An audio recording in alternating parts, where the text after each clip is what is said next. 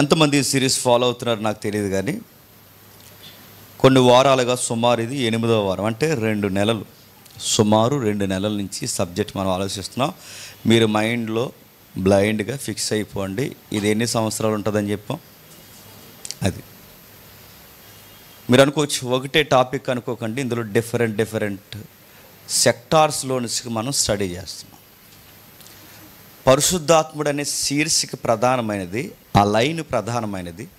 ఆ ఒక్క లైన్ పట్టుకొని ఆయన ఎలా పనిచేశాడో పురాతనమైన పరిస్థితుల్లో నుంచి మనం ఆయన గూర్చి పరిశీలన చేస్తున్నాం. కాబట్టి ఇది ఒక మాటలో చెప్పాలంటే పరిశుద్ధాత్మను గూర్చిన సిద్ధాంతం, డాక్ట్రిన్ మనం డిస్కషన్ చేస్తున్నాం. ఎందుకు దీనికోసం డిస్కషన్ మనకు స్టార్ట్ అయింది? ఎందుకంటే ఒక 2-3 నెలల క్రితం మన తెలుగు క్రైస్తవ్యంలో గలిబిలి స్టార్ట్ అయింది. కొంచెం జ్ఞాపకం చేయాలి, ఎందుకంటే జ్ఞాపకం చేయకపోతే మళ్ళీ మధ్యలో వచ్చిన వాళ్ళు కొత్తగా ఉంటుంది, ఎందుకు ఏదో మాట్లాడుతున్నారు అనుకుంటారు. అందుకే కొంచెం జ్ఞాపకం చేస్తున్నాం. 2-3 నెలల క్రితం గలిబిలి స్టార్ట్ అయింది. ఆ గలిబిలి ఏంటో మనకు తెలుసు. పరిశుద్ధాత్ముడి పేరు మీద వ్యాపారాలు జరుగుతున్నాయి. ఆ వ్యాపారాలు ఏం జరుగుతున్నాయి అంటే, ఇదిగో రాళ్ళు ఉన్న వారికి రాళ్ళు రాలగొట్టేస్తాడట పరిశుద్ధాత్ముడు. అదే కిడ్నీలో రాళ్ళు అంటే. పిల్లలు లేని వారికి అరటిపళ్ళ ద్వారా పిల్లల్ని ఇస్తాడట, యాపిల్స్ తింటే పిల్లల్ని ఇస్తాడట, కచ్చీప్స్ ద్వారా పిల్లల్ని ఇస్తాడట. నెక్స్ట్ అదే వారికి ఇంకా ప్రాస్పరిటీ ఏమైనా ఉంటే కచ్చీప్ ద్వారా ఉంటుందట. ఇలా రకరకాల ఇంటర్ప్రిటేషన్ ఇచ్చారు వాళ్ళు. అంటే తప్పుడు వివరణలు పరిశుద్ధాత్ముడు పేరు మీద ఇచ్చారు. మనం ఎక్కడ దాన్ని స్ట్రైక్ చేస్తాం, లేదా వాళ్ళ యొక్క వ్యూని ఎక్కడ మనం ఎన్కౌంటర్ చేస్తున్నామంటే, మీరు చెబుతున్నట్టుగా బైబిల్లో పరిశుద్ధాత్ముడు అలా లేడు. మీరు బయట బోధిస్తున్న పరిశుద్ధాత్ముడు అది మీరు ఊహించుకున్న పరిశుద్ధాత్ముడు.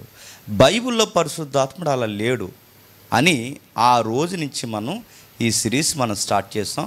ముఖ్యంగా వాళ్ళు కోట్ చేసుకునే యెషయా గ్రంథం కానీ, వాళ్ళు కోట్ చేసుకున్న మరొకటి ఉంది, ఇంకొకటి ఉంది సందర్భం, ఎలీసా సందర్భం కానీ, వారు కోట్ చేసుకున్న ప్రభువైన యేసుక్రీస్తు వారు బురద రాసి కళ్ళకు పూసి ఆయన చూపునిచ్చిన దృష్టికోణాల గురించి డైరెక్ట్ 3 పాయింట్స్ మీద మనం 2 భాగాలుగా రాజమండ్రి సంఘంలో మాట్లాడాం.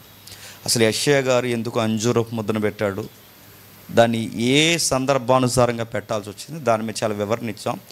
అక్కడ వివరణ ఇచ్చే నిజానికి ఈ సిరీస్ అక్కడ స్టార్ట్ చేయాలి, అక్కడ కన్నా ఎక్కడే బలవంతులు అనిపించింది నాకు. అలాగే ఫీల్ అవ్వండి అది వాక్యంలో. కాబట్టి అందుకు ఇక్కడ స్టార్ట్ చేస్తాం నిజానికి. ఎందుకంటే అది మీరే సీనియర్ చర్చ్, వాళ్ళు రీసెంట్గా ఒక 1 year బ్యాక్ స్టార్ట్ అయింది కనుక ఎర్లీ చర్చ్లో ఇలాంటి డాక్టరీన్స్ కొరకు మాట్లాడితే మొత్తానికి ఏమైపోతారని చెప్పేసి, అందుకే వాళ్ళకి ఇంకా పసిపిల్లలుగానే మీతో పోల్చుకుంటా అని అనుకుంటూ అక్కడ ఈ సిరీస్ స్టార్ట్ చేయలేదు, మీకు స్టార్ట్ చేసి. ఎందుకంటే గతంలో మీరు చాలా పెద్ద సబ్జెక్ట్స్ విన్నారు, ట్రినిటీ కోసం విన్నారు, నెక్స్ట్ దృశ్యలోకం అదృశ్యలోకం కోసం విన్నారు, చిన్న విషయాలు ఎన్నో విషయాలు మనం విన్నాం. అందుకే వాటి మీద మీకు అవగాహన ఉంది కనుకే కాస్త వినగలరు, బలమైన వాక్యం మీకు అరుగుతుందని ఊహించే ఈ సిరీస్ ఇక్కడ స్టార్ట్ చేస్తాం. కాబట్టి ఇప్పటికి ఎన్ని భాగాలు అయినాయి? మనకి 8 భాగాలు అయ్యాయి. ఎవరు గూర్చి? పరిశుద్ధాత్మను గూర్చి.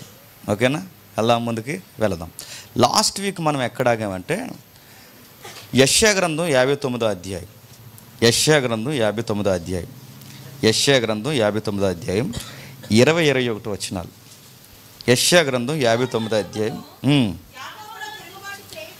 సియోను యొద్దను యాకోబు తిరుగుబాటు చేయటం మాని మల్లుకొనిన వారి యొద్దకు విమోచకుడు వచ్చును, ఇది యెహోవా వాక్కు.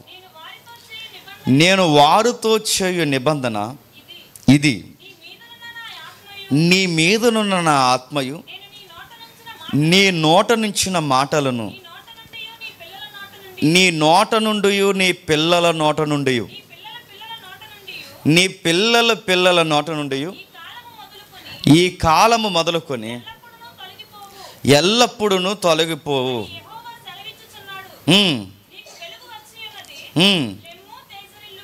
లెమ్ము తేజరిల్లుము. ఏం జరుగుతుందో చూడండి, ఇక్కడ రాస్తున్న మాటలు మనం గమనిద్దాం. ఏం రాస్తున్నాడు చూడండి. ఇక్కడ విషయాలు మనం గమనిస్తుంటే 20 వచనంలో సియోను యొద్ద అంటే ఇక్కడ 20-21 ఒక డ్యూయల్ ప్రాఫెసీ మనకు కనబడుతుంది. అంటే రెండు ప్రవచనాలు మనకు కనబడుతున్నాయి. ఇక్కడ వరకు మనం ఆగాం లాస్ట్ వీక్. చాలా జాగ్రత్తగా వినండి. ఈ సోదగాళ్ళు లైవ్లోకి వచ్చి కామెంట్లు పెడుతున్నారు. ముందు నేను మళ్ళీ చెప్తున్నాను, నాకు నేను సీరియస్ చెప్తున్నాను. ముందు వాళ్ళకి ఫోన్ చేసి కూర్చోబెట్టండి. ఈ గొట్టంగాలని మళ్ళీ చెప్తున్నా, వీళ్ళకి ఏమీ తెలియదండి. ఈ కామెంట్లు పెడుతున్న వాళ్ళకి మధ్యలో ఏం జరుగుతుంది వీళ్ళకి ఏమీ తెలియదు. ఆగండి అయ్యా, వారం ఆగండి, మీకు చెప్తాం. వారం ఆగండి ఏం జరుగుతుందో. పెద్ద పోటుగాళ్ళలాగా మళ్ళీ వీళ్ళకి నేను చెప్తున్నా అండి, ఫేక్ అకౌంట్ గాళ్ళండి వీళ్ళందరూ. వీళ్ళకి ఒరిజినల్ ఐడియా ఒకటి ఉంటుంది వీళ్ళకి. ఇక్కడ వాకింగ్ చెప్తున్నా వీళ్ళు ఫేక్ కామెంట్లు పెడుతున్నారు. ఫోన్ చేయండి, ఫోన్ చేసి కాన్ఫిడెన్స్ కలపండి. నాకు ఒక్కడ తినంగా సమాధానం రావట్లేదు మాకు అక్కడ. మీరు ఎప్పుడు నువ్వు కన్ఫర్మ్ చేసావా, రిజిస్ట్రేషన్ చేస్తావా చెప్తున్నాను, ప్లేస్ అది. మళ్ళీ చెప్తున్నాను, ఈ తప్పుడు కామెంట్ గాళ్ళు మీరు అసలు పట్టించుకోండి. పనికి మళ్ళీ మళ్ళీ చెప్తున్నాను, సోదేగాళ్ళు వీళ్ళందరూ. మేము పెద్దోళ్ళతో మాట్లాడుతున్నాగా, వాళ్ళ దారి జరుగుతుందిగా, రానియండి, తేలుద్దాం. విగ్రహాలు కల్పించింది మీరు తింటారో మాకు తినిపిస్తారో చూద్దాం. అన్ని సంగతులు తేలుద్దాం. ఈ జైగొట్టే గొడవలు ఇవన్నీ తేలుద్దాం రయ్య అంటే ఇందులో దూరుతాం అందులో దూరుతున్నారు, అందులో దూరితే ఇందులో దూరుతున్నారు. మరి నువ్వు అలాగన్నావుగా మెసేజ్లో, నేను అలాగ అన్నానులే, అన్నదానికి అన్నిటికీ కట్టుబడతాను నేను. ముందు దీని గొడవేటి తేలుద్దామంటే ఏది మాకు సమాధానం ఏది? మండే అన్నారు, మళ్ళీ మండే వచ్చింది. ఏది? బ్లాక్ చేయండి ఎదవ కామెంట్లన్నీ, పనికిమాల కామెంట్లని. చూద్దాం. డ్యూయల్ ప్రాఫెసీ అంటే ఒక రెండు ప్రవచనాలు మనకు పాత నిబంధన నుంచి కనిపిస్తున్నాయి. జస్ట్ నేను సిరీస్ ఒకసారి ధ్యానిస్తాను, ఒకసారి మీకు జ్ఞాపకం చేస్తాను. మనకి ఎక్కడి నుంచి సిరీస్ మనం స్టార్ట్ చేసామంటే, మానవులుగా మనకున్న నిస్సహాయ స్థితిలోనే పరిశుద్ధాత్మ మనకు ఇవ్వబడతాడని వాగ్దానం ఇచ్చాడు ప్రభు అయిన యేసుక్రీస్తు వారు. వాళ్ళు కలవరపడ్డారు. ఎవరు? శిష్యులు కలవరపడుతున్నారు. రేపు నువ్వు వెళ్ళిపోతావు అంటే ఆయన సిలువేసేస్తున్నారు ఆయన్ని. ఎవరిని? యేసుక్రీస్తు వారిని. అప్పుడు శిష్యులు కలవరపడ్డారని ఉంది. అప్పుడు ఆయన అన్నాడు, కలవరపడకండి, మీరు ఏమాత్రం బెదరకండి, మీకు పరిశుద్ధాత్ముని నేను అనుగ్రహిస్తున్నాను. నేను వెళితే ఆదరణకర్త మీకు వస్తాడు. నేను వెళ్ళని ఎడల ఆయన మీ వద్దకు రాడు. మీకు ధైర్యం ఇవ్వడానికి వచ్చే ఆయన ఎవరంటే పరిశుద్ధాత్ముడు అని ఫస్ట్ సెషన్లో మనం స్టార్ట్ చేసాం సీరియస్గా. రెండవది అంటే మన బలహీనతలో, ఇబ్బందుల్లో, బెదురులో, కలవరంలో మనం ఉన్నప్పుడు మనకు ధైర్యం ఇచ్చేలా ఇవ్వబడేవాడే చెప్పండి పరిశుద్ధాత్ముడు. ఆయన ఎక్కడి నుంచి క్రియాశీలకమైన ఈ పాత్ర పోషించాడంటే ఆదికాండం 1వ అధ్యాయం 1వ వచనాల నుంచి ఈయన పాత్ర ఉన్నట్టుగా మనం చూస్తున్నాం.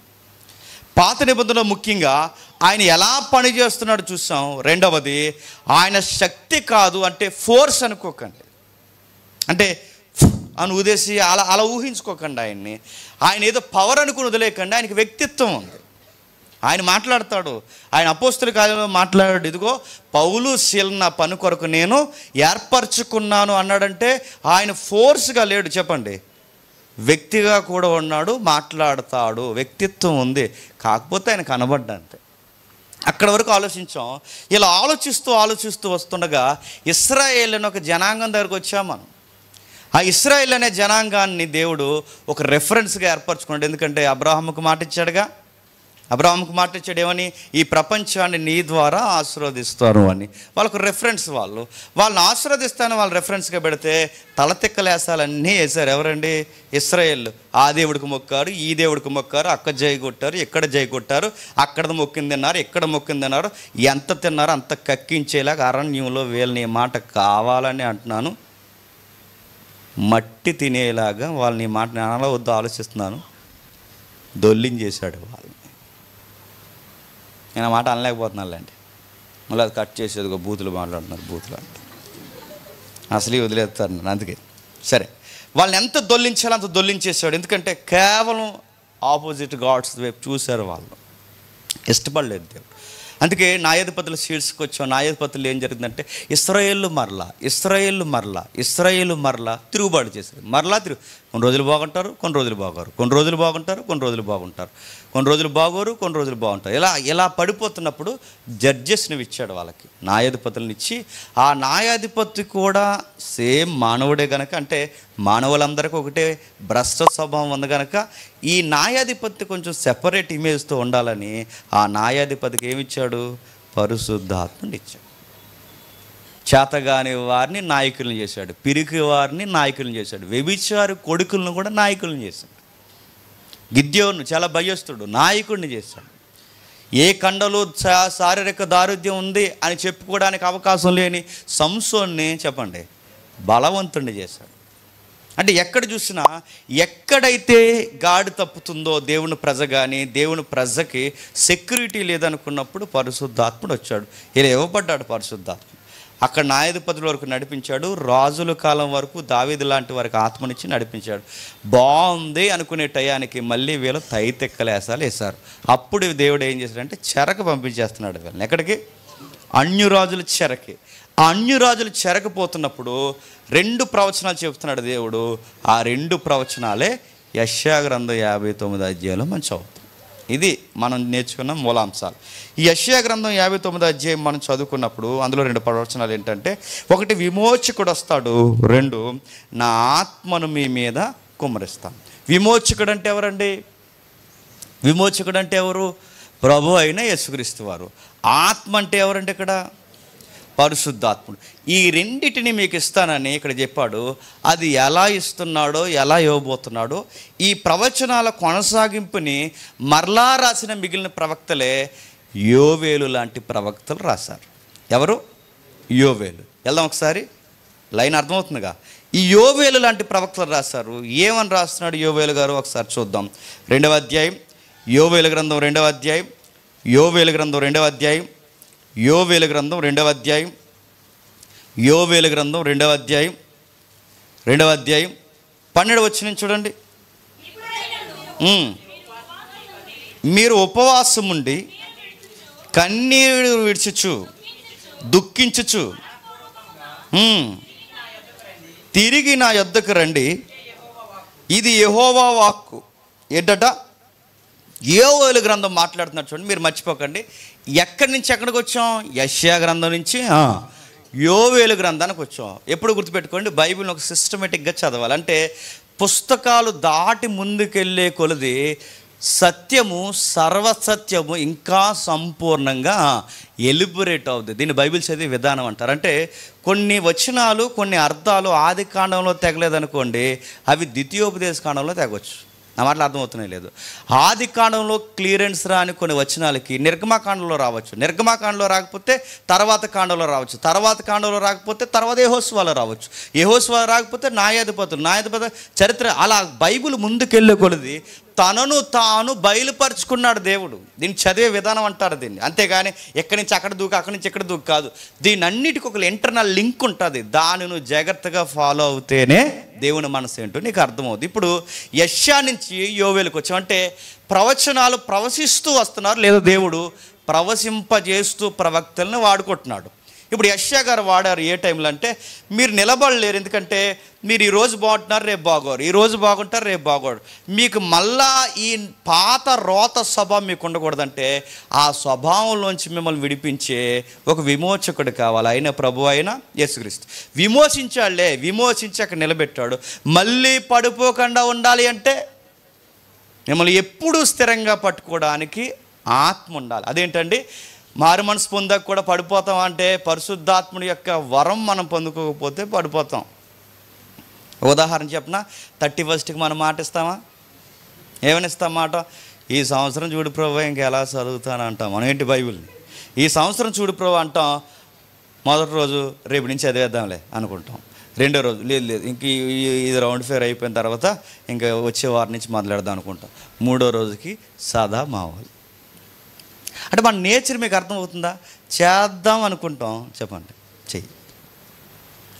అలా స్థిరపడలేని మనుషులకి మనకు ఆ నేచర్ ఉంది కనుక మనల్ని అలా పట్టుకొని ఉండాలంటే ఎవరు ఉండాలి చెప్పండి? పరిశుద్ధాత్ముడు ఉండాలి. అందుకే ఆయన ఎలా ఇవ్వబడుతున్నాడు అంటే ఒక వరముగా ఇవ్వబడుతున్నాడు. అందుకే ఆయన గురించిన ప్రవచనం అంటే యెషయా గారు చెప్పిన ప్రవచనాన్ని ఇంకా క్లియర్ రెఫరెన్స్గా ఇవ్వడానికి యోవేలు గారు రాయడం మొదలెట్టారు. ఏమని రాస్తున్నాడు కొంచెం జాగ్రత్తగా వినండి. ఇప్పుడు మీరు ఉపవాసం ఉండి కన్నీరు విడిచుచు దుఃఖించుచు మనఃపూర్వకముగా తిరిగి నా యొద్దకు రండి, ఇది యెహోవా వాక్కు. ఏంటట? ఇప్పుడు మీరు ఉపవాసం ఉండి కన్నీరు విడిచుచు దుఃఖించుచు మనఃపూర్వకంగా తిరిగి నా యొద్దకు రండి. అంటే ఇక్కడ ఏం చేయమంటున్నాడు? పశ్చాత్తాపడండి. ఇప్పుడు ప్రజెంట్ ఉపవాస కూడికలు సీరియస్గా జరుగుతున్నాయి బయట. మన లోకల్ చర్చెస్లో, చాలా చర్చెస్లో చాలామంది ఈ సందర్భం తీసుకుంటారు కానీ అసలు విషయం వదిలేస్తారండి గాలికి. అందుకే చూడండి, ప్రతి ఒక్కరు బైబిల్లో ఎవరో ఒకరికి మీకు చర్చికి వెళ్ళే అలవాటు ఉంటే ఇప్పటికే మీరు ఆ వచనాలు అండర్లైన్ చేసి ఉంటారు, ఖచ్చితంగా అండర్లైన్ చేసి ఉంటారు. చూడండి, ఎందుకంటే మనం చదువుతాం కానీ అసలు లింక్ గాలికి వదిలేస్తాం మనం. అందుకే అక్కడ రాస్తున్నాడు చూడండి, మీరు ఉపవాసం ఉంటే ఇక్కడ మీరు అంటే ఇక్కడ ఎవరు చెప్పండి? కాకినాడలో ఉన్నవాళ్ళు కాదు, ఎవరు చెప్పండి? ఎవరు ఇక్కడ మీరంటే? ఇశ్రాయేలీలు. అంటే ప్రవక్తలు ఎన్కౌంటర్ చేసి మాట్లాడింది ఎవరిని? ఇశ్రాయేలీలు. వాళ్ళని ఎన్కౌంటర్ చేశారు నేరుగా, వాళ్ళ ముఖాల మీద ఏలుపెట్టి నేరుగా. అదిగో మీరు ఉపవాసం ఉండి కన్నీరు విడుచుచు దుఃఖించుచు మనోపూర్వకముగా తిరిగి నా యొద్దకు రండి, ఇది యెహోవా. ఇది ఏం మాట్లాడుతున్నాడండి? ఆ వచనాలు చదువుతుంటే మీకు ఏమర్థమవుతుంది? రెపెంటెన్స్ కోసం మాట్లాడుతున్నాడు, మారు మనసు కొరకు మాట్లాడుతున్నాడు. అంటే మీరు మారు మనసు పొందండి, మీరు మారు మనసు పొందండి. 13వ వచనం, మీ దేవుడైన యెహోవా కరుణావాత్సల్యము గల వాడును శాంతమూర్తియు అత్యంత కృపగలవాడయుండి తాను చేయనుద్దేశించిన కీడును చేయక పశ్చాత్తాపపడును గనుక మీ వస్త్రములు కాక మీ హృదయములను చింపుకొని ఆయన తట్టు తిరుగుడి. ఒకవేళ ఆయన మనస్సు తిప్పుకొని పశ్చాత్తాపడి మీ దేవుడైన యెహోవాకు తగిన నైవేద్యములు ప్రాణార్పణలు మీరు దీవెనగా అనుగ్రహింపడని ఎవడు చెప్పగలడు? అంటే మీకు కొన్ని దీవెనలు, కొన్ని వరాలు మీకు దేవుడు ఇవ్వాలి అంటే మొట్టమొదట మీరు ఒక పని చేయాలి. ఆయన మనసు మీ వైపుకి తిప్పాలంటే ముందు మీరు మారు మనసు పొందాలి. ప్రశ్న అర్థమవుతుందో లేదు? అంటే వీళ్ళు మారు మనసు పొందాలి. ప్రశ్న ఏంటంటే, అలా మారు మనసు పొందితే ఏం చేస్తా ప్రభు అంటే మీ వైపుకి తిరుగుతాను. అంటే ఏం మారు మనసు ప్రభు అంటే ఏం మారు మనసు అంటే, ఇశ్రాయేలుకి ఒక రోగం ఉంది. ఇశ్రాయేలుకి కదా మన అందరికీ ఉంది. ఆ రోగం ఏంటంటే కొన్ని రోజులు బాగుంటాం, చెప్పండి, కొన్ని రోజులు బాగున్నాను రోజులు బాగుంటాం, తర్వాత ఈ వారం బాగుంటాం, వచ్చే వారం మళ్ళీ ఇంకో రకంగా కనబడుతుంటాం. ఇశ్రాయేలు మనకు బాబులాలు, కొంచెం బాగుంటారు. అందుకే ఇది ఇశ్రాయేలు మరలా యెహోవా మీద తిరుగుబడరు, మరలా ఈ నేచర్ వాళ్ళకు ఉంది. కనుక దేవుడు ఏమంటున్నాడు అంటే, అరే ఇప్పుడైనా ఉపవాసం ఉండైనా కాస్త మంచి మారు మనసు పొందంటారు. మారు మనసు పొందండి, మంచి ప్రవర్తన మీరు తీసుకొచ్చేయండి. మారు మనసు పొంది నా వైపు తిరిగితే మీకు ఒక గిఫ్ట్ ఇస్తాను నేను అన్నాడు. ఆ మారు మనసు పొందడానికి కూడా ఆత్మ కలయిక అవసరమే. అయితే ఒక గిఫ్ట్ ఇస్తాను. ఆ గిఫ్ట్ ఏంటంటే 28వ వచనంలో చెప్తున్నాడు చూడండి, తర్వాత నేను సర్వజనుల మీదను నా ఆత్మ కుమ్మరింతును, మీ కుమారులను మీ కుమార్తెలను ప్రవచనములు చెప్పెదరు, మీ ముసలివారు కలలు కందురు, మీ యవ్వనులు దర్శనములు చూతురు. ఆ దినములలో పనివారి మీదను పనికత్తెల మీదను నా ఆత్మను కుమ్మరిద్దును. ఎక్కువగా యోవేలు గ్రంథంలో రిపీటెడ్గా కనిపించే వచనం ఏంటంటే 11వ వచనంలో ఒక మాట ఉంటుంది చూడండి, చివరి మాట, 11వ వచనం చివరి మాట, యెహోవా దినము బహు భయంకరము, దానికి తాళగలవాడు ఎవడు? యెహోవా దినం. క్రొత్త నిబంధన దీన్ని ఏమంటుందంటే ప్రభు దినం. అంటే రకరకాల ఇంటర్ప్రిటేషన్ ఉన్నాయి, పక్కన పెట్టండి. కాకపోతే మనకి మెజారిటీ ఈ విశ్వం లేదా యుగాంతం లేదా అంతమైపోయే ఒక రోజును గూర్చి మనకు ఒక ప్రవచనంగా కూడా కనబడుతుంది యోవేలు గ్రంథం. ప్రభు దినం, యెహోవా దినం, ప్రభు దినం, యెహోవా దినం. అంటే ప్రభు దినం త్వరలో వచ్చేస్తుంది, యెహోవా దినం త్వరలో వస్తుంది. అంటే రెండవ రాకడ, మన కొత్త నిబంధన భాషలో ఏమన్నామంటే రెండవ రాకడ త్వరలోనే జరగబోతుందని క్రొత్త నిబంధన ప్రవక్తలు చెప్పడమే కాదు, చెప్పండి, పాత నిబంధన ప్రవక్తలు కూడా చూచాయగా, ఈ పదం మర్చిపోకూడదు, ఎందుకంటే చాలామందికి అర్థమవుతుంది, ఒకటి చెబుతుంటే అర్థమవుతుంది, చూచాయగా నీడగా ప్రవచనాలు చెప్పడం స్టార్ట్ చేశారు. అందుకే యెహోవా దినం వస్తుంది. ఆ దినం వచ్చే లోపు మీరు ఆ దినముల దగ్గర పడిపోతున్నాయి కనుక మీరు ఏం చేస్తారంటే మారు మనసు పొందండి, పశ్చాత్తాపడండి, ఉపవాసం ఉండండి. మీరు మారు మనసు పొందితే నా మనసు మీ వైపుకి తిప్పుకుని మీకు ఒక బహుమానం ఇస్తాను. ఆ బహుమానం ఏంటంటే నా ఆత్మను సర్వజనుల మీద నా ఆత్మను కుమ్మరిస్తాను. ఇది మీరే కాదు, దూరదేశస్థులైన వారు కూడా ఇలాగే పశ్చాత్తాపడితే, మీరే కాదు దూర ప్రజలు అంటే అన్య జనాంగ నుంచి ఉన్న ప్రజలు కూడా పశ్చాత్తాపం పడితే మీకును దూరస్తులు అంటే ఎవరు? మనమే. దేవుళ్ళు లేని ఒకప్పుడు నిబంధనలు లేని మనమే. అంటే అన్యులకు, మీకును దూరస్తులకు అందరికీ నా ఆత్మను అనుగ్రహిస్తాను. ఎందుకు అనుగ్రహిస్తా ప్రభు అంటే, మరలా చెప్తున్నాను, ఇంపార్టెంట్ పాయింట్ మీరు నొక్కి పట్టుకోండి. ఎందుకు పరిశుద్ధాత్మను అనుగ్రహిస్తా ప్రభు అంటే, మళ్ళీ తొలగిపోకుండా ఉండడానికి అనుగ్రహిస్తాను. ఇప్పుడు చెప్పండి, పరిశుద్ధాత్ముడు ఎందుకు ఇస్తాడని బైబిల్ చెప్తుంది? మనం పొందిన మారు మనసులో స్థిరముగా ఉండాలి అంటే మనకు ఎవరు ఉండాలి చెప్పండి? అది పరిశుద్ధాత్ముడు ఎందుకు ఇస్తాడు మనకి? మనం పొందిన మారు మనసు, పశ్చాత్తాపం పడ్డాంగా, మారు మనసు పొందాంగా, ఉపవాసాలు ఉండి మన పాత రోతని దేవుని దగ్గర కడిగేసుకున్నాంగా, ఆ కడిగేసుకున్న ఆ రోత జీవితంలోకి మళ్ళీ మనం పోకుండా ఉండాలి అంటే, స్థిరముగా ఉండాలి అంటే, మన స్థిరపరిచే ఆయన ఒక ఆయన ఉన్నాడంటే, విమోచించేవాడు ఆయన ఎవరు? యేసుక్రీస్తు వారు. ఆ రోతలోంచి విమోచనకర్త యేసుక్రీస్తు అయితే, విమోచింపబడిన వారు మళ్ళీ ఆ రోతలోకి వెళ్లకుండా అలా స్థిరపరిచి పట్టుకునేది ఎవరు? పరిశుద్ధాత్ముడు. అంటే ఇప్పుడు పరిశుద్ధాత్ముడిని దేవుడు మనకి ఎందుకు ఇస్తాడంటే, ఆయన రాజ్యంలో స్థిరముగా ఉండడానికి మనకి పరిశుద్ధాత్ముడిని ఇస్తాడు. కానీ ఇప్పుడు పరిశుద్ధాత్ముడిని మార్కెట్లో ఎలా ఇస్తున్నాం అంటున్నారు చెప్పండి మీకు అర్థమైతే. నా మాటలు అర్థమవుతున్నాయి లేదో? అర్థమవుతాయి, మనకు అన్నీ అర్థమవుతాయి. దరిద్రం పెట్టి దేవుని మాటలు తప్ప అన్నీ అర్థమవుతాయి కానీ దేవుని మాటలు అర్థమవు మనకి. ఆ చీర ఎంతో ముందే చెప్పేస్తావు నువ్వు, ఆ చట్ట ఎంతో ముందే చెప్పేస్తావు నువ్వు, అన్నీ అర్థమవుతాయి. దిక్కుమాల ఒక చట్టం అనడానికి నువ్వు 60 షాపులు తిరుగుతావు. నువ్వు 2-3 నెలల్లో తిరిగిపోయే చీరకి మీరు ఎన్ని షాపులు అంటే మొత్తం వాడికి గుంజీలు దించేస్తారు. వాడికి అన్నీ అర్థమవుతాయి మనకు. అంత కాస్ట్ ఎత్తుకుంటుంది ఈ క్లాత్ అంటారు, ఏది ఏలే తయారు చేసినట్టు క్లాత్, అన్నీ అర్థమైపోతాయి. ఈ క్లాత్కి అంత కాస్ట్ ఎత్తుకు, ఇది లెనిన్ కాదుగా అన్నారంట. అన్నీ అర్థమవుతుంది. వాక్యం ఎందుకు అర్థమవుతుంది అంటే, మనకు ఆసక్తి లేకపోతే అర్థమవుతుంది. ఆసక్తి లేకపోతే ఇదే కాదు, ఏదే అర్థమవుతుంది. అందుకే నీ దేవుడి పట్ల నీకు ఆసక్తి ఉండాలి. మళ్ళీ చెప్తున్నాను, పరిశుద్ధాత్మ మనకు ఎందుకు ఇస్తాడంటే, నీతిలో మనం బ్రతకడానికి. అంటే నీతి లేని మనకి విమోచన ద్వారా నీతిమంతులనే ఒక జాబితాలో మనం పెడితే, మరలా ఆ అనీతికమైన ప్రవర్తనలోకి మనం పోకుండా, స్థిరముగా కుడి ఎడమలకు తిరగకుండా, తీర్పు ఉందని, పాపమును కూర్చున్న ఒప్పుకోలుందని భయపడుతూ దేవుని కొరకు ఆజ్ఞలు పాటిస్తూ బ్రతికే ఒక బ్రతుకుని, ఒక నూతన స్వభావాన్ని దయచేసి నువ్వు ఇలాగే ఉండాలిరా, న్యూ క్రియేషన్, నూతన సృష్టి అని మనం స్థిరపరిచేది పరిశుద్ధాత్ముడు. అంటే పరిశుద్ధాత్ముడు వచ్చిన వాళ్ళు ఎలా ఉంటారంటే చెప్పండి, కొత్త వ్యక్తులుగా ఉంటారు. కొత్త వ్యక్తులు అంటే వీడు పాతోళ్ళ లేడండి అని చెప్పుకుంటారు. ఇప్పుడు పరిశుద్ధాత్ముడు వచ్చినాడు అనగానే ఏమనుకుంటున్నారు చెప్పండి? ఏమనుకుంటున్నారు తెలుసా? అంటే పరిశుద్ధాత్ముడి కార్యాలు జరుగుతాయండి, నేను జరగవని అనట్లేదు. కానీ పరిశుద్ధాత్ముడు అనగానే మరి ఎక్స్ట్రీమ్ అయిపోయారండి. ఏమంటున్నారు తెలుసా? ఆ ఎక్స్ట్రీమ్లో పరిశుద్ధాత్ముడు అనగానే నూతన వ్యక్తిగా మారుస్తాడని బైబిల్ చెబితే వీళ్ళు బయట ఏం చేస్తున్నారు తెలుసా? పరిశుద్ధాత్ముడు అనగానే ఈ తమిళనాడు, ఈ కేరళ ఇటేపు ఉన్నాయండి ఈ బోధలు. పరిశుద్ధాత్ముడు వచ్చినట్టు ఏమంటారు తెలుసా? హాహాహాహా అని నవ్వుతారట. తెగ నవ్వెత్తుంటారండి. ఏటో ఆ పైన ఆయన నవ్వెత్తుంటాడు, కింద వీళ్ళు నవ్వెత్తుంటారు. పైన ఆయన నవ్వెత్తుంటాడు, కింద వీళ్ళు నవ్వాడు. చెప్పండి బ్రదర్, ఏమైనా ప్రాబ్లం? వినడానికి వచ్చారా? వింటున్నారా? ఓకే. అది వెహికల్ ఏమైనా అడ్డు ఉందేమో అనేసి. థ్యాంక్ యూ సార్, వినండి, అయిన తర్వాత మాట్లాడదాం. ఓకే అండి. పరిశుద్ధాత్ముడు అనగానే మనకు అర్థమవుతున్నది ఏంటంటే, ఆయన స్థిరపరిచి బలపరుస్తాడు.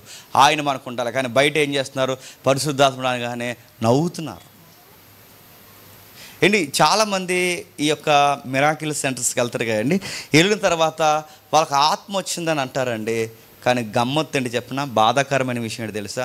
వాళ్ళకి ఆత్మ వచ్చింది అంటారు కానీ వాళ్ళకి మారు మనసు ఉండదు. మారు మనసు లేని దగ్గర పరిశుద్ధాత్ముడు ఉంటాడండి? ఉందా? అక్కడ ఎక్కడైనా బైబిల్లో ఉందా?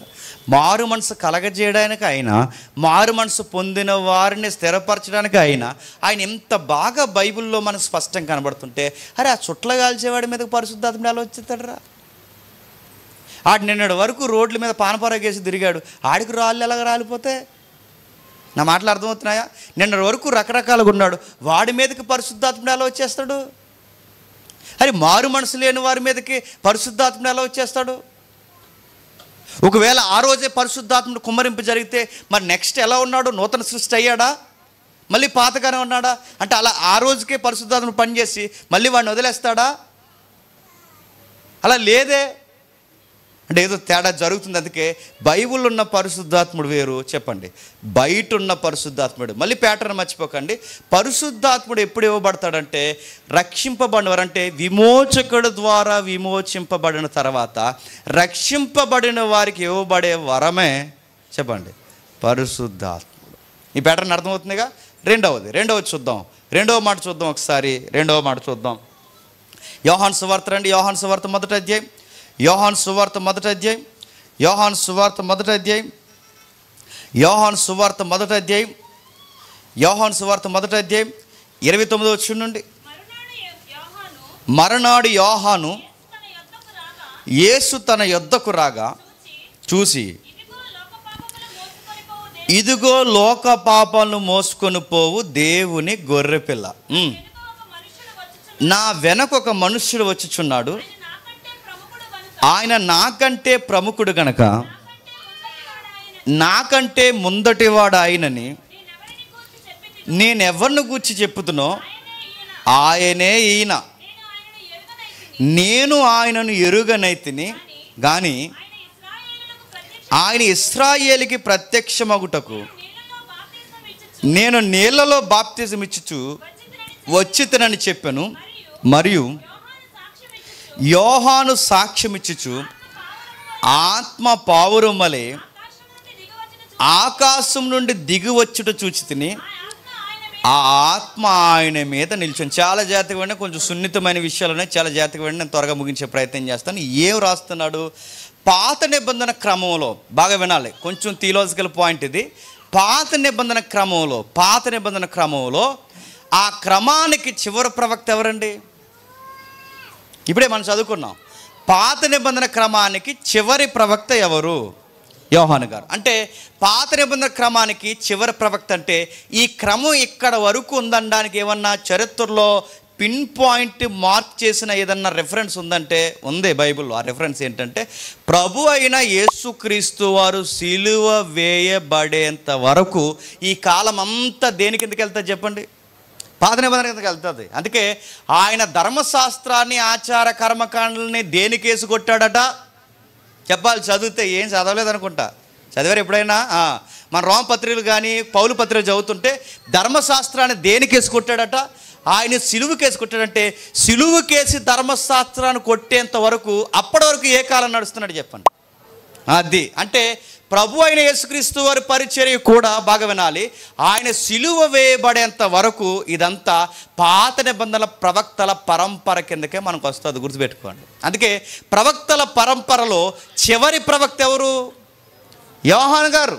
అంటే ప్రవచనాలు క్రొత్త నిబంధన దినములు వస్తున్నాయని యెరెమీయా చెప్పాడు, క్రొత్త నిబంధన కాలం వస్తుందని యోవేలు చెప్పాడు, క్రొత్త నిబంధన కాలం వస్తుందని యెషయా చెప్పాడు. ఇదిగో మీతో ఒక నూతన నిబంధన చేయబోతున్నానని ప్రభు అయిన యేసుక్రీస్తు వారు కూడా చెప్పారు. చేయబోతున్నాను వస్తుంది అంటే ఎప్పుడు చేయబోతున్నాడు, ఎప్పుడు చేశాడు, ఎప్పుడు నిబంధన చేశాడంటే సిలువ వేయబడి తిరిగి లేచిన తర్వాత ఇప్పుడు ఇదిగో నా రక్తము, నా శరీరము, ఇది మీకు నూతన నిబంధన. అంటే అప్పటి వరకు ప్రవక్తల పరంపర ఉంటే ఆయన సిలువ ఎక్కేంత వరకు ఉన్న ఈ కాలాన్ని ఏమంటారు చెప్పండి? పాత నిబంధన ప్రవక్తల పరంపర అంటారు. దానికి చివరి మార్క్ ఎవరంటే యోహాను గారు. ఎవరు? యోహాను గారు. మరి అపోస్తలుల కార్యంలో ప్రవక్తలు ఉన్నారుగా అంటే వాళ్ళు ఉన్నారు ప్రవక్తలు. అంటే ఈ ప్రవక్తల కాలాన్ని అన్నిటికీ ఒక మార్కు చూపించాలిగా. ఇదిగో ఈయన కాలం అని చెప్పండి, కాలాన్ని కొలవడానికి ఒక మార్కు ఉండాలిగా. ఆ ప్రవక్తల కాలానికి చివరి కాలాన్ని కొలవడానికి యోహాన్ని చూపిస్తారు థియలాజికల్గా. కాబట్టి యోహాను గారు ఇప్పుడు చెబుతున్న ఈ రెండు ప్రవచనాలు బాగా వినండి. నా వెనక ఒకడు వస్తాడు, ఈ మాటలు ఎక్కడవండి? యోహాను గారు చెబుతున్న మాటలు ఇందాక మనం చదువుకున్నాంగా యెషయా గ్రంథంలో. ఆ యెషయా గ్రంథంలో కానీ ఆ యోవేలు ప్రవచనాలు కానీ మనం చదువుకున్నాంగా ప్రవచనాలు. నా వెనక ఒకడు వస్తాడని ఈయనకి చెప్పబడిన ఈ వ్యక్తిగతమైన ప్రవచనాలు లేదా ఈయనకి ఇవ్వబడిన ఆ పిలుపు ఏదైతుందో మనకి ఎవిడెన్స్ ఎక్కడ కనబడుతుందంటే ఆ యెషయా గ్రంథంలో కనబడుతుంది. నాకు అర్థమవుతుందా? యోహాను గారి కొరకు ప్రత్యేకమైన ఒక సందర్భం ఉంది, లేదా ఒక అధ్యాయమే ఉంది. యోహాను గారి యొక్క ఆ కాంటెక్స్ట్లో రాసుకొస్తూనే ఈ విమోచకుడి కొరకు రాస్తాడు. ఇప్పుడు చెప్పండి, ఈయన చెబుతున్న ప్రవచనాలు యెషయా చెప్పినట్టు చెప్తున్నాడు. విమోచకుడు కోసం 20వ వచనంలో చెప్పిన వెంటనే 59 20వ వచనంలో చెప్పిన వెంటనే 21వ వచనంలో ఎవరి కోసం చెప్పాడు? యెషయా పరిశుద్ధాత్మ కూడా చెప్పాడు. ఇక్కడ కూడా యోహాను విమోచకుడైన యేసుక్రీస్తు వారి కోసం చెబుతూనే వెంటనే ఎవరి కోసం చెప్తున్నాడు చెప్పండి? పరిశుద్ధాత్మను గురించి చెప్తున్నాడు. ఇప్పుడు విమోచకుడు వచ్చి ఏం చేస్తాడంటే బాగా వినండి, విమోచకుడైన ప్రభు అయిన యేసుక్రీస్తు వారు వచ్చి లోక పాపాలను చెప్పండి మోసుకుపోతాడు. ఏం చేస్తాడు? లోక పాపాలను మోసుకుపోతాడు. అంటే ఇప్పుడు మనలో ఎక్కడుందండి పాపం? మనలో పాపం ఎక్కడుంది? ఇర్మియా గ్రంథం ప్రకారం కానీ బైబిల్ చెప్తున్న కూడా వచనాల ప్రకారం హృదయము ఘోరమైన వ్యాధి కలది. ప్రభు అంటాడు, ప్రతి అపవిత్రత, ప్రతి పాపానికి మూలం ఎక్కడుందంటే హృదయంలోంచి వస్తాడు. అంటే దరిద్రం అంతా ఇక్కడ ఉంది. ఆ దరిద్రాన్ని ప్రభు అయిన యేసుక్రీస్తు వారు తీసేశారు. ఇప్పుడు తీసేశాడంటే లోపల ఇంకొకటి ఏదో పెట్టాలిగా. నా మాటలు అర్థమవుతుంది లేదు? ఇప్పుడు ఆ పాపాన్ని తీసాడంటే ఆ ప్లేస్లో ఏదో పెట్టాలి. ఆ ప్లేస్లో ఏం పెడతా ప్రభు అని అడిగితే ఆయన అన్నాడు, నేను అనుగ్రహించి పరిశుద్ధాత్ముడిని మీలో పెడతాను, మీరు ఆయనకు ఆలయమై ఉన్నారు అన్నాడు. మీ హృదయము మీరు ఏమై ఉన్నారు? ఆయనకు ఆలయం. ఇప్పటి వరకు మీ హృదయం దేనికి ఆలయంగా ఉందో తెలుసా? పాపానికి ఆలయంగా ఉంది. ఇప్పుడు ఈ ఆలయంలో ఉన్న ఈ అపవిత్రత తీసిన తర్వాత ఈ ప్లేస్లోకి ఎవరు వస్తారంటే పరిశుద్ధాత్ముడు వస్తాడు. ఈ రిఫరెన్స్ మీకు అర్థమవుతుందిగా? ఒకటి విమోచకుడు వస్తాడు. వచ్చిన తర్వాత ఏం చేస్తాడు? ఇంకా మనకి క్లియర్ రిఫరెన్స్ కావాలి అంటే లూకా సువార్త చదవండి ఒకసారి. లూకా సువార్త 3వ అధ్యాయం. లూకా సువార్త 3వ అధ్యాయం. లూకా సువార్త 3వ అధ్యాయం 16వ వచనం ఒకసారి చూడండి. నేను నీళ్లలో మీకు బాప్టిజం ఇచ్చుచున్నాను, అయితే నాకంటే శక్తిమంతుడు ఒకడు వచ్చుచున్నాడు, ఆయన చెప్పుల వారు ఇప్పుటకైనను నేను పాత్రుని కాను, ఆయన పరిశుద్ధాత్మలోను అగ్నితోను మీకు బాప్టిజం ఇచ్చును. యోహాను గారు బాగా వినాలి, ఆ రోజుల్లో యోహాను గారు బాప్టిజాలంటేనే గొప్ప. యోహాను గారికి పరిసయ్యులు భయపడ్డారు, యోహాను గారికి శాస్త్రులు భయపడ్డారు, యోహానుకి గవర్నర్ ఏ రోజు కూడా భయపడ్డాడు లేదా? అసలు యోహాను పేరు చెబితే అధికారుల దగ్గర నుంచి మత పెద్దల వరకు అందరూ భయపడ్డారు. ఎందుకంటే ఆయన బాప్టిజాల పరిచర్య ఒక రివైవల్ స్టార్ట్ చేసింది. యోహాను బాప్టిజాలే గొప్ప అనుకుంటే యోహాను గారు ఏమంటున్నారంటే, అసలు నా బాప్టిజం కన్నా గొప్ప బాప్టిజం ఒకటి ఉంది, అది పరిశుద్ధాత్ముళ్ళు ఇచ్చే బాప్టిజం అన్నాడు. ఏ బాప్టిజం అట? ఈ బాప్టిజం ఎవరిస్తారట? ఈ బాప్టిజం ఎవరిస్తారట? అంబేద్కర్ భవన్లో ఎవరంట చెప్పండి? ఈ బాప్టిజం ఎవరిస్తారట? అక్కడ ఉంది చెప్పండి. ఈ పరిశుద్ధాత్మ బాప్టిజం ఎవరిస్తారట? ఏ వ్యక్తులు కాదండి, స్వయంగా చెప్పండి, ప్రభు అయిన యేసుక్రీస్తు వారి మనం ఎవరిస్తారు? పరిశుద్ధాత్మను ఎవరిస్తారంటే స్వయంగా ఆయన ఇస్తాడు. ఆయనే ఎందుకు ఇస్తాడంటే పాపాలు ఆయనే తీసేసాడు కనుక, ఆ పాపాలు తీసేసిన వాడే తీసేసుకుని ఆయన దగ్గర నుంచి ఒకటి మనకి ఇచ్చేస్తాడట. నా మాటలు అర్థమవుతున్నా లేదు? ఆయన ఒకటి మన దగ్గర నుంచి తీసేసుకుంటాడు, ఆయన దగ్గర నుండి ఒకటి మనకి ఇస్తాడు. ఏం తీసేసుకుంటావు? మా పాపాలు తీసేసుకుంటావు. మాకు ఏమి ఇస్తావంటే పరిశుద్ధాత్ముడిని ఇస్తావు. ఎందుకు ఇస్తావంటే ఇన్ని రోజులు ఈ పాపం నిన్ను నడిపించింది, ఇకపై నిన్ను నడిపించేది పాపం కాదు, పరిశుద్ధాత్ముడు నిన్ను నడిపిస్తాడు. ఎంత క్లియర్గా ఉందండి పరిశుద్ధాత్ముడు గురించి. అంటే పరిశుద్ధాత్ముడు వచ్చిన వారు ఏమవుతారని బైబిల్ చెప్తుందంటే నూతన స్వభావాన్ని, నూతన వ్యక్తిత్వాన్ని ధరించుకొని నూతన సృష్టిగా మారిపోతారు. అంటే వాళ్ళకు క్రొత్త వ్యక్తులు. అరే ఈ వ్యభిచారి ఎలా మారిపోయిందంటే ఆ తల్లి పరిశుద్ధాత్ముల్లో చెప్పండి బాప్టిజం పొందింది.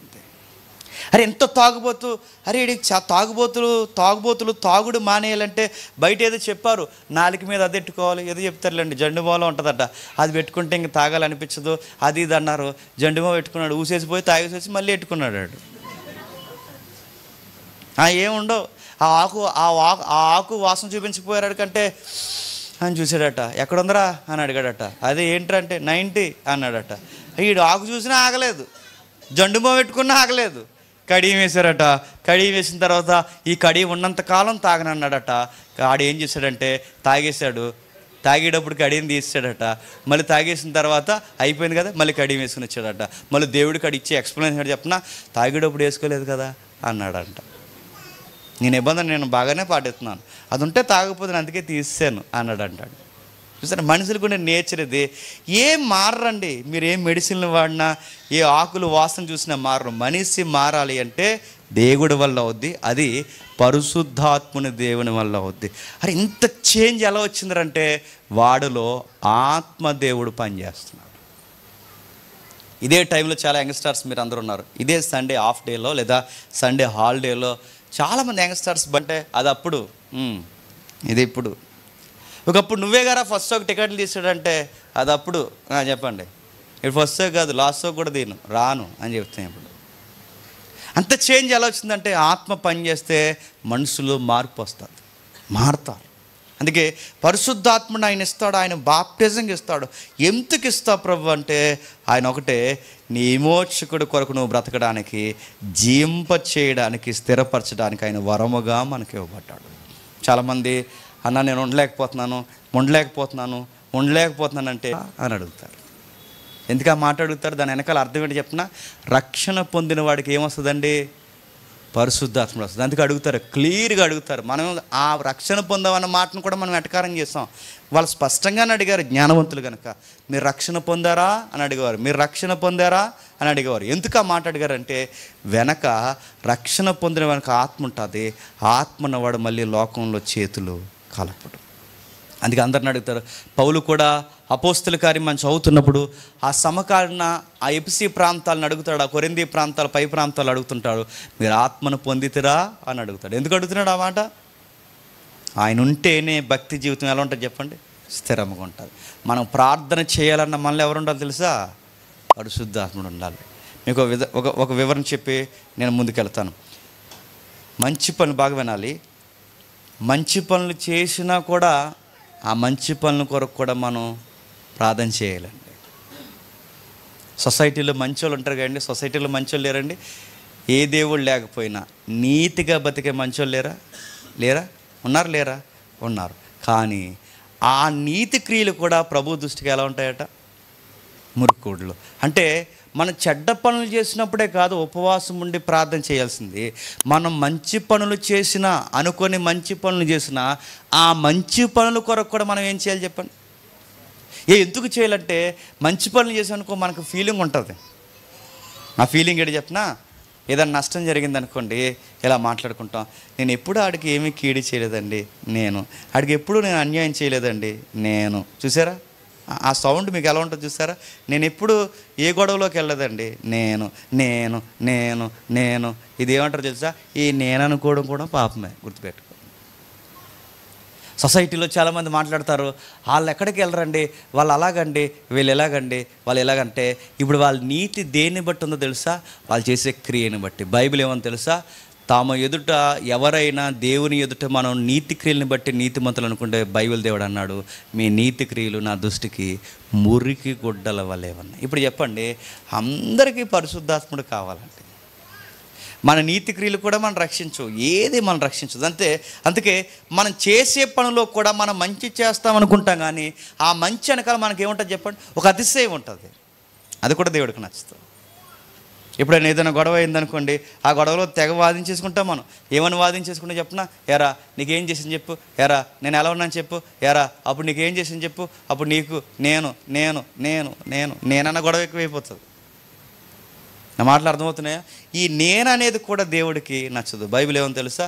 ప్రతి దినము తన్ను తాను ఉపేక్షించుకోవాలి. ఉపేక్ష అంటే నేను కూడా ఏమని చేయాలి చెప్పండి? చంపుకోవాలి. అంటే నా యొక్క మంచిని బట్టి కూడా నేను అతిశిస్తే అది పాపం.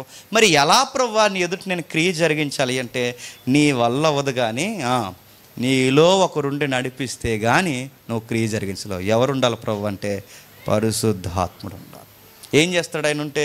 ఏం చేస్తాడో కొన్ని మాటలు చూద్దాం, చూడండి, ముగించేసుకుందాం. మొదటి పేతురు పత్రిక మొదటి అధ్యాయం 10వ వచనం నుండి.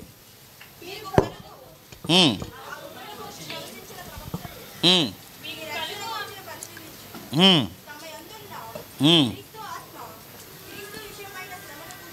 ఉమ్. వాటి తర్వాత కలవబో మహిమను గూర్చి ముందుగా ఆ ఆత్మ ఏ కాలము ఎట్టి కాలమును సూచించుచూ వచ్చెనో పరిశోధించుడి. పరలోకం నుండి పంపబడిన పరిశుద్ధాత్ముడు ఈ సువార్త ప్రకటించిన వారి ద్వారా మీకిప్పుడు తెలుపబడిన ఈ సంగతుల విషయమై తమ కొరకు కాదు కానీ మీ కొరకే తాము పరిచర్య చేశారన్న సంగతి వారికి బయలుపరచబడను. ఇప్పుడు జాగ్రత్తగా వినండి. ఈ ఆత్మ ఏ కాలమును ఎట్టి కాలమును సూచించుచూ వచ్చెనో, ఏ కాలమును 10 మీకు కలగబో ఈ కృపను గూర్చి ప్రవక్తలు ప్రవచించిన ప్రవచనాలు. ప్రవక్తలు ఈ కృప గూర్చి, ఏ కృప గూర్చి? విమోచకుడు, 2 పరిశుద్ధాత్ముడు. ఇవి ప్రవక్తలు ప్రవచించారు. ఎక్కడ ప్రవచించారు? ఇందాక మనం చూసాంగా. ఉదాహరణకి యెషయా గారు ప్రవచించారు. నెక్స్ట్ యోవేలు గారు ప్రవచించారు. ఏమని ప్రవచించారు? మీకు ఒక కృప ఇవ్వబడుతుంది, మీకున్న ఆ పాపపు యూబు నుండి మిమ్మల్ని మీరు లాక్కోలేరు, మిమ్మల్ని ఆ ఊబి నుంచి లాగాలి అంటే మిమ్మల్ని లాగి బయట నిలబెట్టేవాడు ఒకరు కావాలి, ఆ పాప ఊబి నుంచి లాగే మీకు ఒక విమోచకుడు కావాలి. ఇది ఉచిత కృప. ఎందుకంటే మిమ్మల్ని మీరు ఎలా రక్షించుకోవాలో తెలియదు. మీ చేతగానితనాన్ని కూడా అర్థం చేసుకునేది ఎవరైనా ఉన్నారంటే మనల్ని పుట్టించిన దేవుడని ప్రవక్తలు చెప్పారు. మనకి చెప్పారు లేదా? ఆ ప్రవక్తలు అంటే ఇప్పుడు విమోచకుడు ఉచిత కృపగా ఇవ్వబడుతున్నాడు. ఆ కృపలో ఇవ్వబడింది ఏంటంటే పరిశుద్ధాత్ముడు కూడా ఇవ్వబడుతున్నాడు. అయితే వీటికి కాలబట్టే ఈ రక్షణ గురించి పరిశీలించుచు తమ యందున్న క్రీస్తు ఆత్మ క్రీస్తు విషయమే శ్రమలను గూర్చి వాడు తర్వాత కలగబోవు మహిమలను గూర్చి ముందుగా సాక్ష్యం ఇచ్చేవాడు. 2 భాగాలు చెప్తున్నాడు చూడండి. క్రీస్తు ఆత్మ క్రీస్తు విషయమై శ్రమలను గూర్చి వాటి తర్వాత కలగబోవు మహిమను గూర్చి ముందుగా సాక్ష్యం ఇచ్చినప్పుడు ఆ ఆత్మ ఏ కాలమందు ఎట్టి కాలమందు ఇవి సూచించుచూ వచ్చునో వాటిని పరిశోధించిరి. ప్రవక్తలు పరిశోధించారంట. ఏమని? విమోచకుడు ఎప్పుడు వస్తాడు? టైం క్యాలిక్యులేషన్ వేసేవారట వాళ్ళు. ఎప్పటికప్పుడే లెక్కలేసేవాడు. ఆ విమోచకుడు ఎప్పుడు వస్తాడు? కన్య మరి గర్భాన్ని వస్తాడు, ఎప్పుడు వస్తాడు? వాళ్ళు లెక్కలేసుకున్నారు ఎప్పుడు వస్తాడని పక్కా కనిపెట్టడం స్టార్ట్ చేశారు ప్రవక్తలందరూ. ఆ మాటలు అర్థమవుతున్నాయి లేదో? ఆ వచ్చిన క్రీస్తు చాలా శ్రమలు పడతాడట. ఆ శ్రమలు ఎప్పుడు పడతాడో కూడా వాళ్ళకు లెక్క ఉందంట. 2 ఆ శ్రమల తర్వాత సంఘమైనా ప్రభు అయినా మనకు మాదిరి ఇవ్వడానికి ఆయన శ్రమ పడిన తర్వాత నెక్స్ట్ జరగబోయే మహిమా కార్యక్రమాలు ఉన్నాయట. ఆ మహిమా కార్యక్రమాలు కూడా ఎప్పుడు జరుగుతాయో ప్రవక్తలు ముందుగానే అంచనేశారట. ఆ మాటలు అర్థమవుతున్నాయి అంటే మొదటగా మనకు అర్థమయ్యేలాగా ఒక భాగాన్ని మనం విడదీద్దాం. ఈ క్రీస్తు అనే విమోచకుడు వస్తాడు. వచ్చిన తర్వాత ఆయన శ్రమ పడతాడు. ఈయన శ్రమపడి వెళ్ళిపోయిన తర్వాత కొన్ని మహిమా కార్యక్రమాలు జరుగుతాయి. అర్థమవుతుందా? లైన్ అర్థమవుతుందా? ఈ క్రీస్తు అని ఆయన వస్తాడు, ఆయన శ్రమ పెట్టబడతాడు. ఆయన శ్రమ పెట్టబడిన తర్వాత వెళ్ళిపోయిన తర్వాత కొన్ని మహిమా కార్యక్రమాలు జరుగుతాయి. మొట్టమొదటి శ్రమ ఈయనకి ఎక్కడ ప్రారంభమైందండి? ప్రభు అయిన యేసుక్రీస్తు వారికి. ఆయన పుట్టుకలు అది వేరే విషయం, వదిలిపెట్టండి. ఎక్కడ ప్రారంభమైందంటే ఆయన బాప్టిజం తీసుకున్నప్పుడు. ఎక్కడ? ఆయన బాప్టిజం తీసుకున్నప్పుడు. ఏం జరుగుతుంది అక్కడ? ఏం జరుగుతుందో చూడండి ఒకసారి. ఏం జరుగుతుందో త్వరగా ముగించేద్దాం. లూకా సువార్త 4వ అధ్యాయం. లూకా సువార్త 4వ అధ్యాయం మొదటి 2 వచనాలు.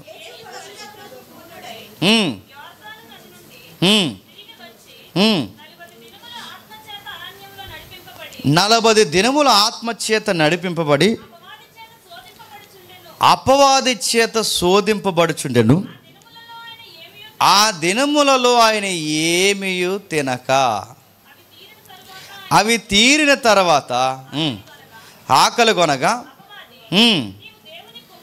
నీవు దేవుని కుమారుడివైతే రొట్టె అగునట్లు. బాగా వినాలి, నేను ముగించేస్తాను. చాలా జాగ్రత్తగా వినండి. రాయబడిన సంగతిని మీరు చూడండి. పరిశుద్ధాత్ముడి చేత ఎవరు వెళ్ళిపోయారట? పరిశుద్ధాత్ముడి చేత ప్రభు అయిన యేసుక్రీస్తు వారు శ్రమ పెట్టబడడానికి, పరిశోధింపబడడానికి ఆత్మ వలన కొనుక్కోబడ్డాడట. ఆత్మ వలన ఎప్పుడైతే కొనుక్కోబడ్డాడో, ఈయన ఆత్మ వలన కొనుక్కోబడిన తర్వాత ఏం పరీక్షలు జరిగాయి ఎక్కడ లేదు. కానీ అంత వివరణ కొంచెం మనకి దురాత్మ వచ్చింది, ఎలా జరిగిందని ఈ వివరణ ఉంది. కానీ ఇంకా ఆయన వ్యక్తిగతంగా ఇంకా ఏం శ్రమ పడ్డాడో మనకు అర్థం కావాలంటే హెబ్రీ పత్రిక వాటిని నోట్ చేసింది. ఏమని చూడండి ఒకసారి. హెబ్రీలకు రాసిన పత్రిక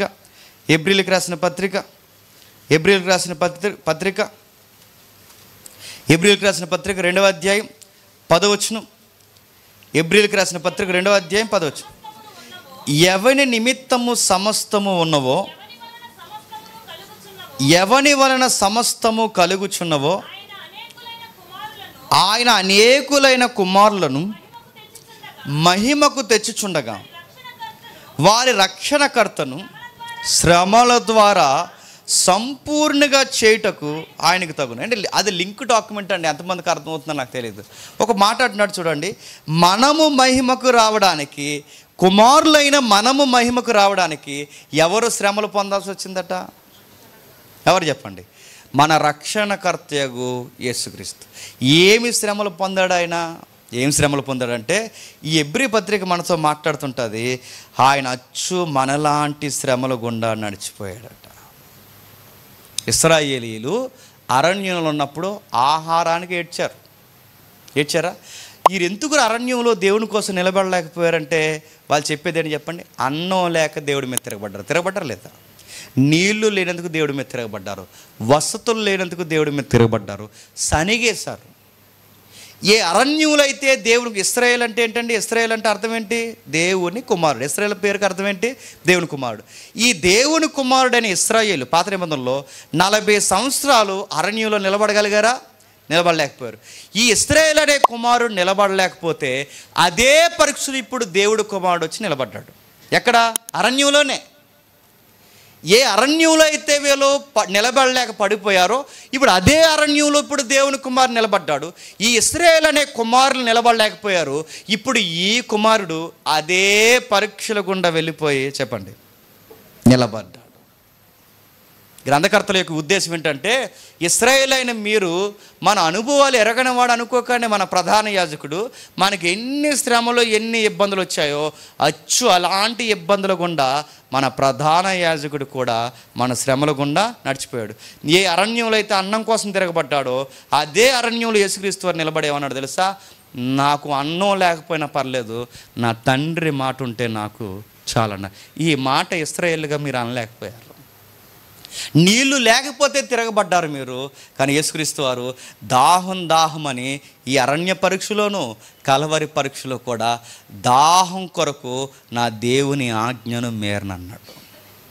ఎందుకంటే వాళ్ళు చిరకనిచ్చారుగా, ఆ చిరకను తీసుకొని అన్నాడు ఆయన. ఎందుకంటే ఎక్కడైనా మీరు చూడండి, తిండి కోసం ఎక్కడైనా నీతిని తప్పలేదు.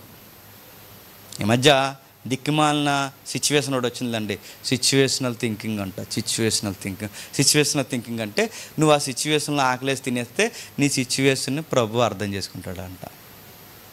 మరి యేసు ప్రభు సిచ్యువేషన్ ఎందుకు తండ్రి అర్థం చేసుకోడు? పోన్లే బిడ్డకి దాహం వేసి తాగేశాడు, అర్థం చేసుకుంటున్నాను అనాలి కదండి. సిచ్యువేషనల్ థింకింగ్ అడుగుతున్నాను. సిచ్యువేషనల్ థింకింగ్ అనే ఒక సిద్ధాంతాన్ని చేసి దాన్ని తెర మీద తెస్తే ప్రతి ఒక్కడికి ఏదో ఒక సిచ్యువేషన్ ఉంటుందో అదే చెప్పండి. నేను ఎందుకు అది సిగరెట్ తాగాల్సి వచ్చిందంటే నాకు బాగా చెప్పండి డిప్రెషన్లోకి వెళ్ళిపోయాను ప్రభా, నాకు రిలాక్సేషన్ కోసం నేను ఏం చేశానంటే చెప్పండి. నీ సిచ్యువేషన్ అర్థం చేసుకుంటున్నాను రా అంటాడా దేవుడు? మూత అంటించేస్తాడా? అర్థం చేసుకుంటాడా? సిచ్యువేషన్ థింకింగ్ కాదు. మన సిచ్యువేషన్ అయినా, మన హిల్ పవర్ అయినా, ఏదైనా గుర్తుపెట్టుకోండి, ఆయన చిత్తానికి వ్యతిరేకంగా ఉండకూడదు. ఆయన సిచ్యువేషన్లోంచి మనం చూసుకోవాలి తప్ప మా సిచ్యువేషన్ నువ్వు చూడు ప్రభు అనొచ్చా? అందుకే ప్రభు నిలబడ్డాడు.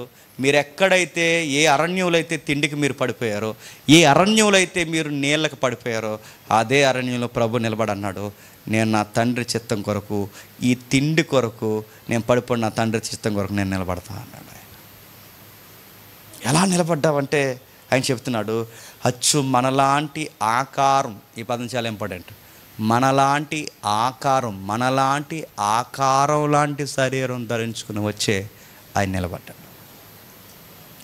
ఇక్కడ చాలా వివరణ ఉంది. నెక్స్ట్ జనం పాపం డిబేట్ అంటున్నారు. అది జనం పాపం కాదు, పాప స్వభావం అని మనం అంటున్నాం.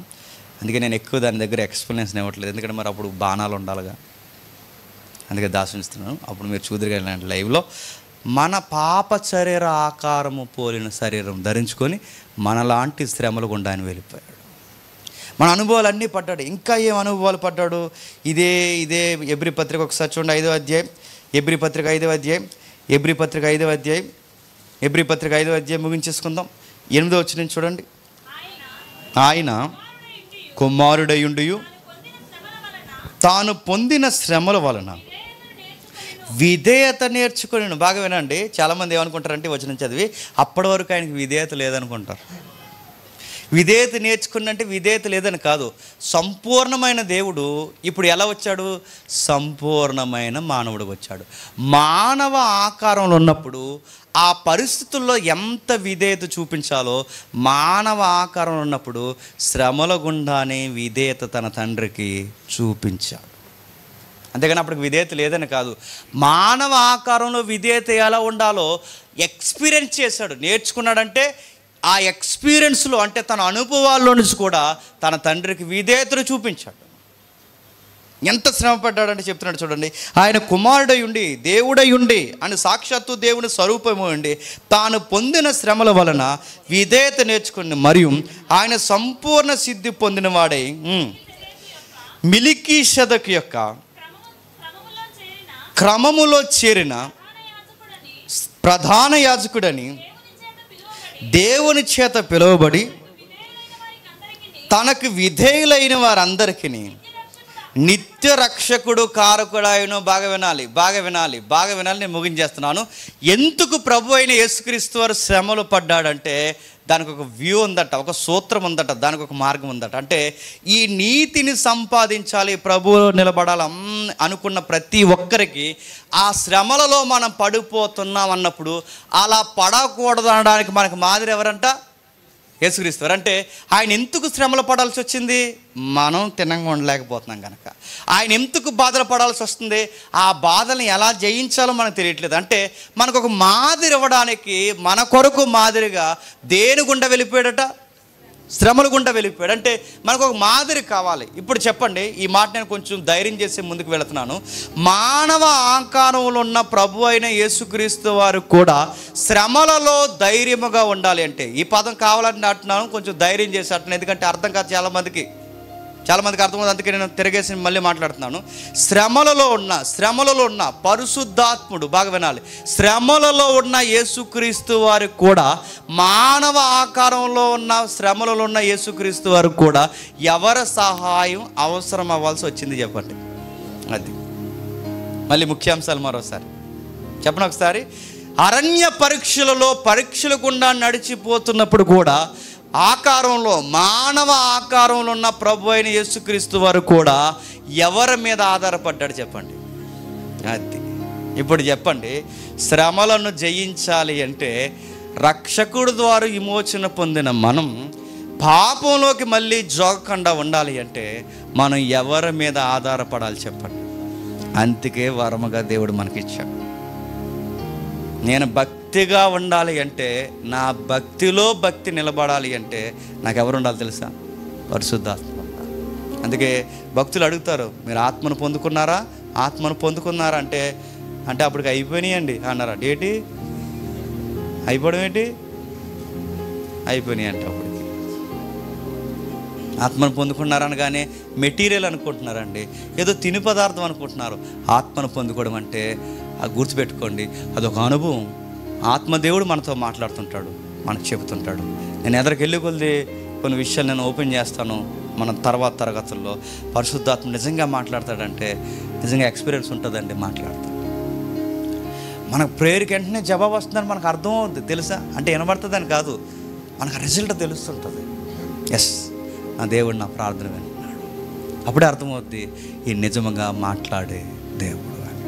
నేను ఎక్కడో చెడు దగ్గర కూర్చుంటాను, లోపల నాతో ఒక ఆర్గ్యుమెంట్ స్టార్ట్ అయిపోద్ది. లోపల నాలో ఒక వాదన, ఒక వాదన జరుగుతుంటే, ఆర్గ్యుమెంట్ జరుగుతుంటుంది. జేమ్స్ ఏంటి ఇక్కడ నీకు పని ఏంటి? అవి చూస్తున్నావేంట్రా? నాలో ఒక వాదన, నాకు అక్కడ అర్థమవుద్ది, లోపల నాలో ఉండి నా మనస్సాక్షితో ఎవరో ఫైట్ చేస్తున్నారు. ఎవరు? పరిశుద్ధాత్మ. అరే నువ్వు చర్చికి వెళ్తావు కదరా, ఏంట్రా? నాతో మాట్లాడుతుంటాడు. ఇది పరిశుద్ధాత్మ యొక్క ఎక్స్పీరియన్స్ అంటారు.